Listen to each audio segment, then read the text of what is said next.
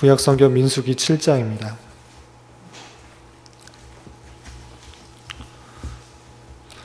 어제는 6장에서 나시린의 규례에 대해서 배웠는데요. 7장에서는 성막을 다 세우고 나서 각 지파의 대표들이 헌물을 드리는 그런 말씀들이 쭉 나오게 됩니다. 1절부터 89절까지 길게 나와 있는데요. 다 읽기에는 시간이 제한이 되므로 1절부터 11절까지 말씀을 함께 봉독하겠습니다.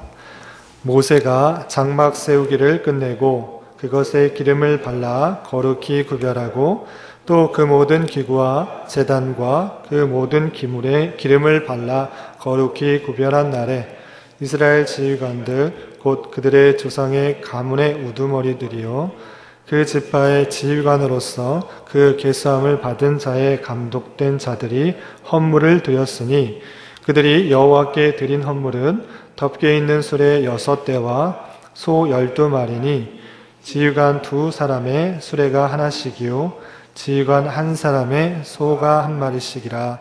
그것들을 장막 앞에 드린지라. 여호와께서 모세에게 말씀하여 이르시되 그것을 그들에게서 받아 레위인에게 주어 각기 직임대로 회막 봉사에 쓰이게 할지니라.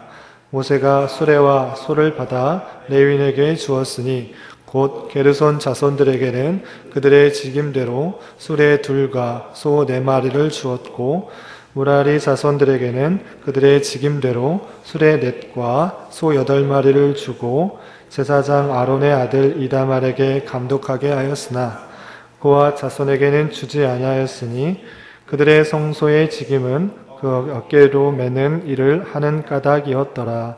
제단에 기름을 바르던 날에 지휘관들이 제단의 봉헌을 위하여 헌물을 가져다가 그 헌물을 제단 앞에 드리니라. 여호와께서 모세에게 이르시기를 지휘관들은 하루 한 사람씩 제단에 봉헌물을 드릴지니라 하셨더라. 아멘. 이 시간에도 여기까지 나오신 여러분들 위해 하나님의 크신 은혜가 함께하기를 진심으로 기원합니다. 7월 들어서 계속해서 민수기의 말씀을 읽어가고 있습니다. 민수기의 내용은 교훈받았듯이 출애굽한 백성들이 광야에서 어떤 일들을 겪었는가에 대해서 나오게 됩니다. 그래서 특별히 1장부터 10장까지는 시내산에서 머무르면서 하나님께서 이스라엘 백성들을 계수하고 진을 어떻게 쳐야 되는지에 대해서 나오고 각가지 레위인에 대해서 규례에 대해서 나오고요. 10장 이후서부터 26장까지는 백성들이 이제 이동을 하게 됩니다. 광야에서 이동하는 그런 내용들이 나오게 되고 26장에서는 이제 새로운 세대에 계수하는 그런 내용들이 나오고 그리고 마지막 36장까지 모압 평지에 이르러서 어떤 일들이 있었는지에 대해서 크게 세 부분으로 나눠서 생각해 볼 수 있습니다.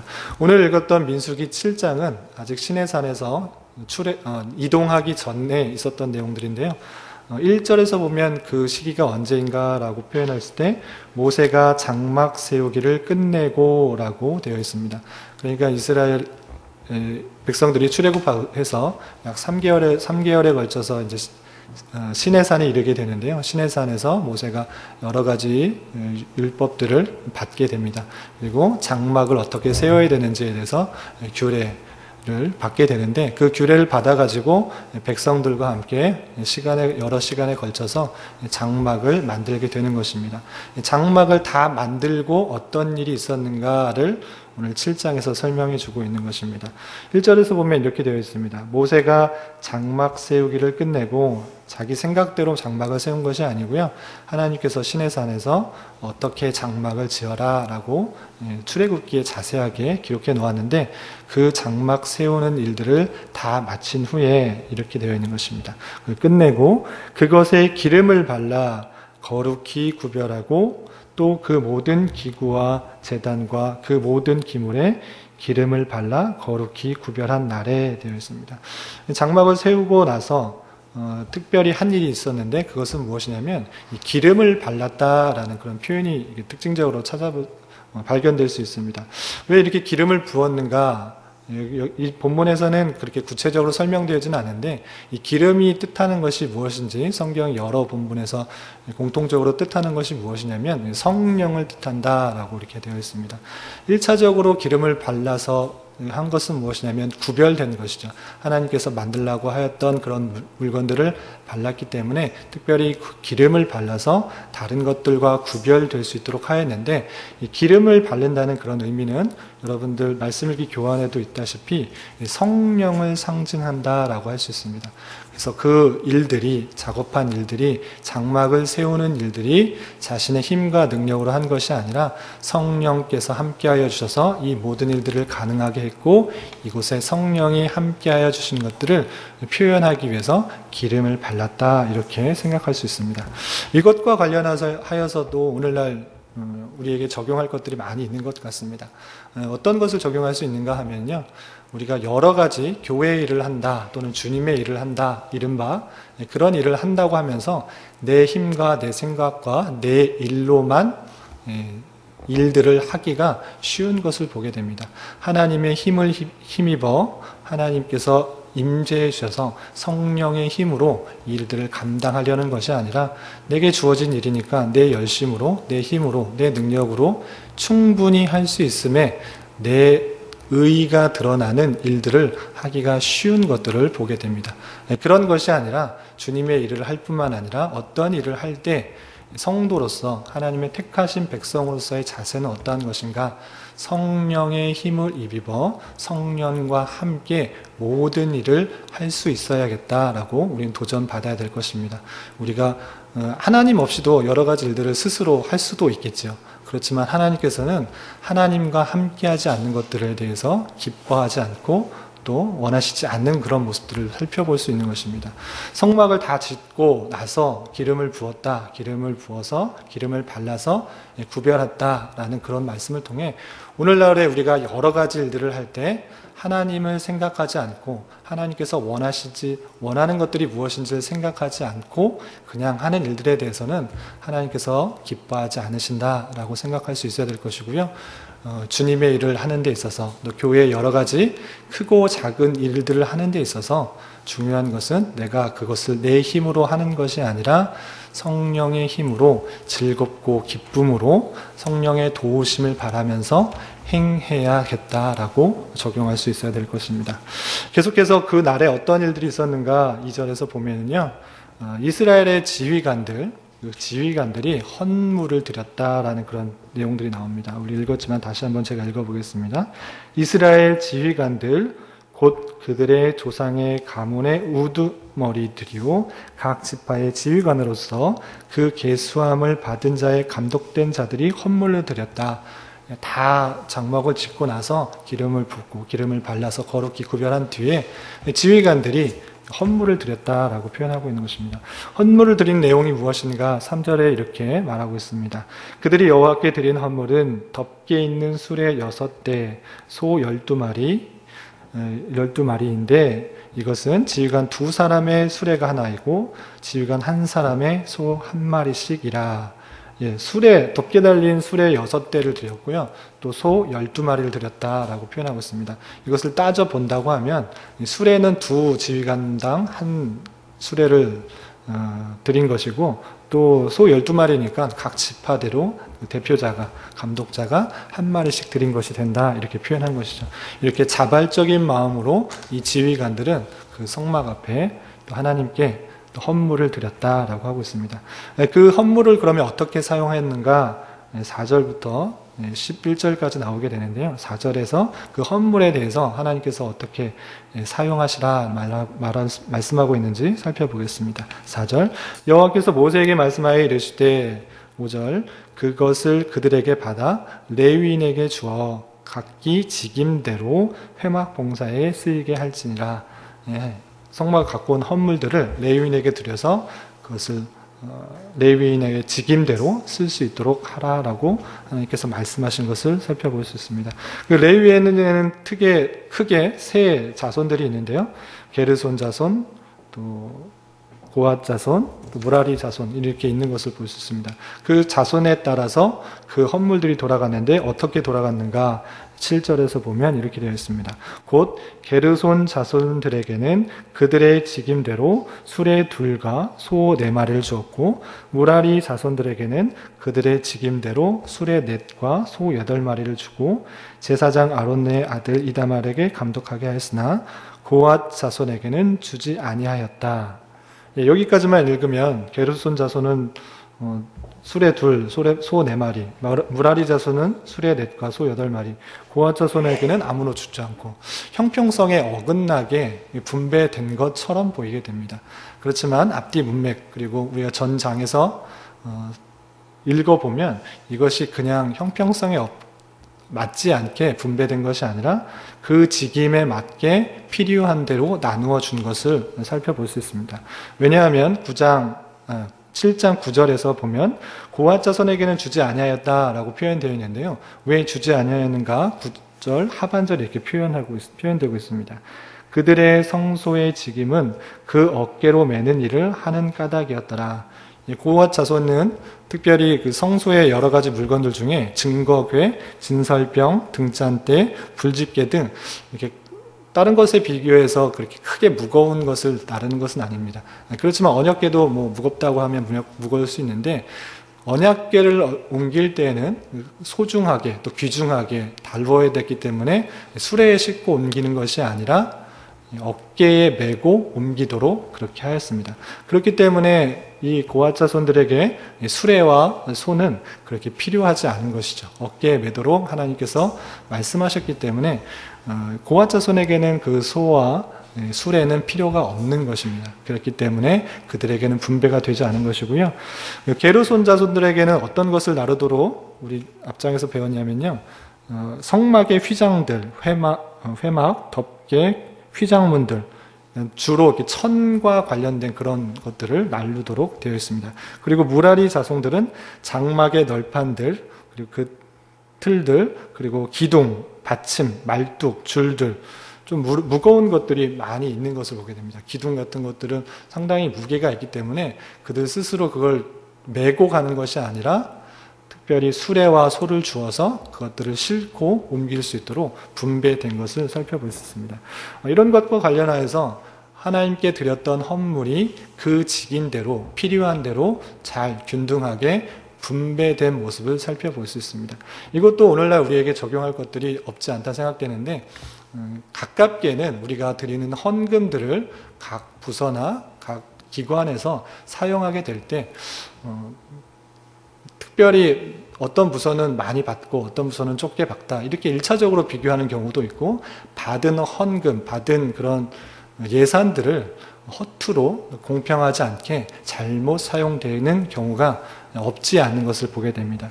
하나님께 오늘 민수기에서 본 말씀처럼 그 헌물들이 공평하고 합당하게 분배되어서 필요한 게 잘 집행되는 모습을 통해서 우리의 교회 안에서의 그 헌물도 하나님께 드려진 것이라 생각할 때 그것이 정말 우리 부서만 생각하는 것이 아니라 우리 기관, 우리 모임만 생각하는 것이 아니라 하나님께 드려진 헌물들이 공평하고 또 필요한 곳에 잘 쓰일 수 있도록 그렇게 해야 되는 것을 볼 수 있습니다. 지금은 뭐 7월이라서 연말이 아니라서 그런 경우가 드문데 연말이 되면 또 경상비를 다 마무리하는 그런 시점이 되면 교회뿐만 아니라 나라의 집행도 남은 예산들을 어떻게 쓸까 허투루 쓰게 되는 것을 종종 보게 됩니다. 모두 다 그렇다고 말할 수는 없지만 하나님께 드려진 예물들이 그리고 공공하게 잘 궁등하게 써야 될 그런 돈들이 공평하지 못하게 쓰여지는 경우도 종종 보게 되는 것입니다. 그렇게 쓰여질 것이 아니라 하나님께 드려진 예물들은 공평하고 또 쓰여져야 될 때에 잘 분배될 수 있도록 우리가 관심을 갖고 또 우리가 적게 받더라도 우리 부서가, 우리 기관이, 우리 모임이 적게 받더라도 정말 필요하고 쓰여질 때에 잘 쓰여질 수 있도록 마음을 쓰는 일도 있어야 되는 것입니다. 게르손 자손, 고앗 자손, 무라리 자손에게 분배된 눈에 보이는 직접적인 그런 분배는 불균등한 것처럼 보였지만 그것이 필요한 대로 잘 분배되고 그것이 원망 없이 잘 쓰였다는 것들을 살펴보면서 우리의 헌금도 그렇게 잘 분배되고 쓰여질 수 있도록 관심 갖고 또 우리 여유로운 마음들을 가져야겠다 생각을 해보게 됩니다. 그리고 12절부터 마지막 89절까지 길게 되어 있는 말씀들은요, 읽어보시면 아시겠지만 같은 내용들이 반복되어 있는 것을 볼 수 있습니다. 어떤 내용들이 있냐면 첫째 날부터 12째 날까지 그 하루하루에 어떤 지파가 어떤 예물을 드려야 되는가를 계속적으로 반복되는 것을 살펴볼 수 있습니다. 먼저 12절부터 17절까지 제가 첫째 날에 드렸던 헌물에 대해서 이제 좀 빨리 읽어보게 되면 이렇게 되어 있습니다. 첫째 날에 헌물을 드린 자는 유다 지파 암미다답의 아들 나손이다. 13절 그의 헌물은 성소의 세겔로 130세겔 무게 130세겔의 무게의 음반 하나와 70세겔 무게의 음발이 하나다. 이 두 그릇에는 수제물로 기름을 섞은 고운 가루를 채웠고 또 10세겔 무게의 금 그릇 하나라. 그것에는 향을 채웠고 또 번제물로 수송아지 한 마리와 숫양 한 마리와 1년 된 어린 순양 한 마리며 속죄제물로 숫염소 한 마리며 화목제물로 소 2마리와 순양 5마리와 숫염소 5마리와 1년 된 어린 순양 5마리라. 이는 암미다답의 아들 나손의 헌물이었더라. 이렇게 되어 있는데요. 첫째 날에 드렸던 유다지파의 암미다답의 아들 나손이 드렸던 헌물, 드려야 했던 헌물들이 무엇이었냐면 성소 세겔로 130세겔의 무게 되는 음반 하나, 또 70세겔 무게의 음발이 하나, 그것에 기름 섞은 고운 가루를 들여서 소제를 드리도록 했습니다. 소제물을 채워서 소제를 드리게 했던 것. 그리고 10세겔의 무게의 금그릇에다가 향을 채우는 것. 그리고 번제물로, 속제물로, 화목제물로 여러 가지 제물을 바치는 그런 것들이었습니다. 이런 것들을 바치게 한 후에 18절에 보면 둘째 날 되어 있는데요. 둘째 날에 드렸던 지파의 헌물은 어떠한가 쭉 보시면 19절에서도 그가 드린 헌물도라고 되어 있는 것처럼 첫째 날에 드렸던 헌물과 똑같은 것을 볼 수 있습니다. 성소의 세겔로 130세겔의 무게의 음반 하나와 70세겔의 무게의 음발이 하나, 이 두 그릇에는 소제물로 기름을 섞은 고운 가루를 채웠고 한 것처럼 둘째 날에 드렸던 그런 헌물의 양도 첫째 날에 드렸던 헌물이 똑같은 것을 볼 수 있고요. 24절에 셋째 날에 스불론 자손 지휘관 헬론의 아들 엘리압이 헌물을 드렸으니 25절 보면 그의 헌물도 한 것처럼 같은 내용의 헌물을 드렸던 것이 똑같은 것을 살펴볼 수 있고요. 30절에도 넷째 날 르우벤 자손 지휘관의 스데울 아들 엘리술이 헌물이 드렸으니 31절 그의 헌물도라고 하면서 똑같은 내용들이 나오는 것을 볼 수 있습니다. 이렇게 계속해서 반복해 가면서 첫째 날, 둘째 날, 셋째 날, 넷째 날, 다섯째 날, 여섯째 날, 12째 날까지 각각의 자손들이 드려야 될 헌물들을 똑같이 반복해서 표현하고 있는 모습을 살펴볼 수 있습니다. 이런 모습을 보면서 이렇게 생각할 수 있습니다. 같은 내용이기 때문에 드려야 되는 내용들이기 때문에 꼭 그렇게 반복해서 쓸 필요가 있는가? 그냥 일곱째 날, 첫째 날에는 누가 얼마큼 드렸고 둘째 날에도 누가 전날 같이 드렸더라. 셋째 날에도 첫째 날과 같이 똑같은 헌물을 드렸더라. 이렇게 표현할 수 있었음에도 불구하고 이 89절까지 각각의 지파의 내용들을 똑같이 반복해서 써야 될 이유가 무엇이었는가, 이렇게 생각할 수 있는데요. 이것에 대해서 여러분들 말씀 일기에 이렇게 표현된 것을 살펴볼 수 있습니다. 똑같은 내용이 반복적으로 기록된 것은 각 지휘관들의 헌신을 개별적으로 받으시는 것을 강조한 표현이다라고 하는 것이죠. 그렇게 아까 말씀드린 것처럼 첫째 날에는 누가 무엇을 드렸다, 둘째 날에는 누가 전날과 같이 드렸다, 이게 짧게 표현할 수도 있는 것이죠. 그렇지만 길게 성경의 지면을 활용하면서 개별적으로 이렇게 표현한 것은 강조하고 있는 그런 모습이다 할 수 있는 것인데요. 무엇을 강조했는가? 각 지휘관들의 헌신들을 개별적으로 해야 될 것을 강조하기 위해서 같은 내용이지만 반복해서 쓰고 있다라고 표현한 것이죠. 이런 내용을 보면서 전체 속에 개개인이 섞여 있을지라도 자신의 몫을 최선을 다하여 감당해야 하고 하나님께서도 개별적으로 받으신다는 그런 사실들을 생각해 볼 수 있습니다.